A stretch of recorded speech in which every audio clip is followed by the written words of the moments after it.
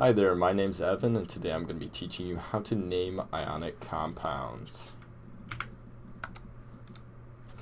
The question we're going to be answering today is how do we assign a name to an ionic compound? An ionic compound being two molecules that are bonded, both a metal and a nonmetal, and they give and take electrons from each other. The three we're going to be talking about today is going to be NABr, Ba3N2, and Cr3N2. And we will be going through the three simple steps to name these ionic compounds. Step one is to simply name the cation. The cation is the positively charged molecule in your compound. It's going to be the first molecule listed.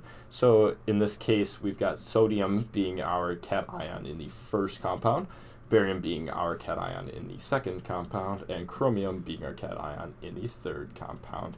And we would name them as such and just write out those names. Step two would be to indicate a charge. Charges must be indicated only when transition metals are involved. So in the case of our example, Cr3N2 involves a transition metal, being chromium. So the charge must be noted with a Roman numeral following the named cation from step one. And doing so is fairly easy. What you want to do is you want to lay out both your cations and your anions so that you can see the amounts as noted by these subscripts. So we have 3 chromium and 2 nitrogens. Now we know that the charge on nitrogens is -3. So we know that the total charge on the anion side of our molecule here is -6. Since both sides must be equal in our ionic compound, the charges of the 3 Cr atoms must add to 6. Doing the simple math, we have 3 chromium atoms. So 6 divided by 3 is going to be a 2+ charge for each of our chromium atoms. And we would denote this by writing the charge indicated with a Roman numeral following the named cation from step 1.